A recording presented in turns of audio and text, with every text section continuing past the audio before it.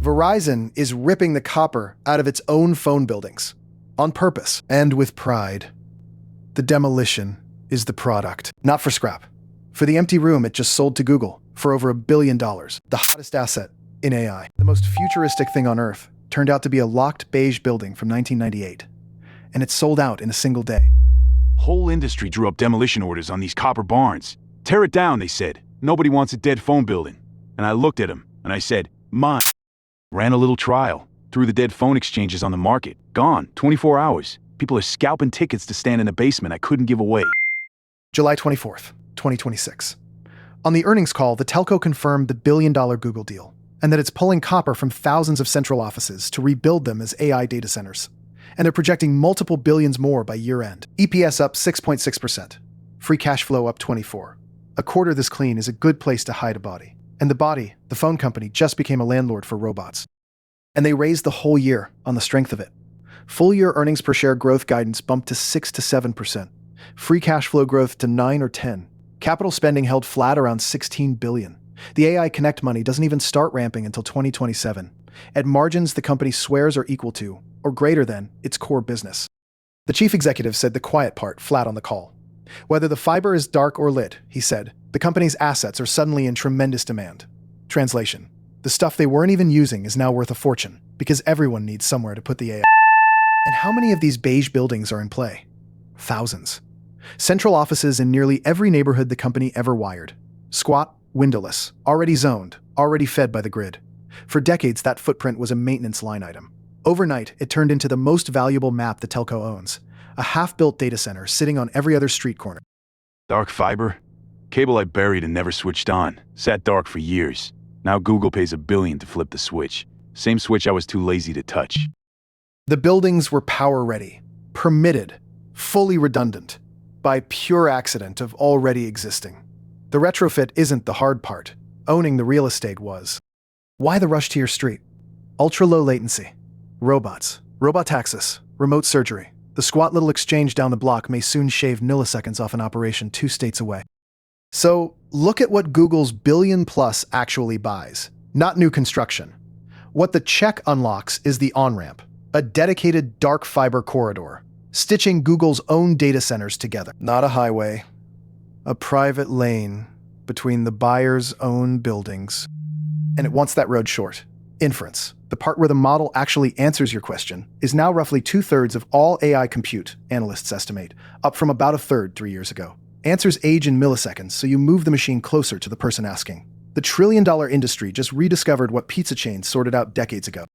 The sharpest example they name is remote surgery. A surgeon in one city, a patient in another, a robotic arm between them. At that distance, half a second of lag is the gap between a stitch and a slip. The only fix is physics. Put the computer down the block, not across the country.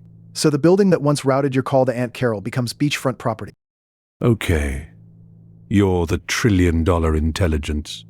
2/3 of you actually answers people. So where does that 2/3 sleep at night? You don't have an address? I am inference itself. I don't compute, I know. I answer every question mankind has ever dreamed to. Is there an outlet down here? A working one. I brought my own cord, but it's a 2-prong. Coast to coast. Tonight! Someone has to dig 1,000 miles of... It's already down there? Now, serving 2028. I didn't do anything. I kept boiling water like an idiot for 50 years. Now I'm the smart trade. I'm the future. You're a tenant. Everyone was watching the chips. Cute. Meanwhile, the 4 biggest clouds quietly wrote checks for around $725 billion this year, up 77%. And 60+% of it, analysts say, isn't chips. It's power, cooling, and poured concrete. By some trackers, well over half of a single hyperscaler's entire budget is just shell and the electricity to fill it. A real estate deal wearing a lab coat. So most of the smartest thing humanity ever built is drywall and an electric bill. For a decade, the race was scored in chips. Most, fastest, newest. As a story, that contest is settled.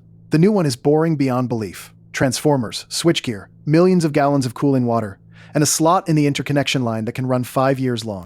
The bottleneck moved from the lab to the loading dock, and almost nobody repriced it in time.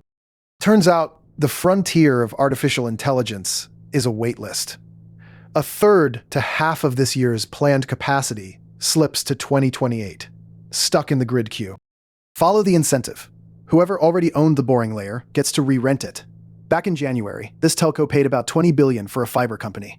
30 million homes passed, with 0 AI buyers on the books. It bought the shovels. Then it stood around waiting for someone to confirm the gold. Same move, different telco. The land grab isn't coming. It closed. You just weren't invited. Exactly. Here's the same move, one layer under the telco. Whoever owned the boring thing first, re-renting it. At the glass itself, a rival chasing $5 billion in AI fiber quietly reserved a tenth of Corning's entire global output for 2 years. And who is that winner? Not a chipmaker, not a model lab.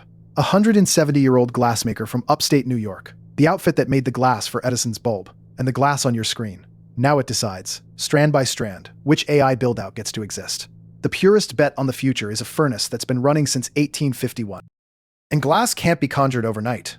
New furnaces take years. Demand ran so far ahead that Corning committed billions to a brand new plant and still can't cast fast enough. So the early movers who locked 2 years of supply set the toll booth. Latecomers now wait quarters, not weeks, and pay more for the strands. Now the smart money signs 20-year deals just to feed one AI campus. They restarted a reactor they'd shut. 800 megawatts, dark since 2019, just to plug in. They call me a picks and shovels play. Kid, I'm a reactor from 57. I don't go up. Leave. Hold on. You launched this in January 2025. This is a rerun with a ticket price. She's right. When AI Connect launched in January 2025, Google Cloud, Meta, Vultr, and NVIDIA were already named as partners. Vultr was already standing up GPU as a service inside a Verizon data center. NVIDIA was already in on the private mobile edge. The guest list was set 18 months before the reveal. Be fair, the copper was already condemned. Cost, maintenance, and FCC copper retirement rules had the wrecking ball booked years before AI showed up. Carriers had been peeling off legacy lines for a decade. AI didn't kill the landline. It just found a buyer for the corpse, hosed it off, and called it the future. Turns out, the future ships as thousands of dead copper offices, hosed off and relabeled fully redundant data centers. The smartest machine on Earth is stuck behind a permit. Power, distance, real estate. Physics you can't prompt your way around. They threw the prize in a dumpster, then rented it back by the megawatt. Follow the incentive. It always ends up in the boring thing nobody wanted. That's the incentive.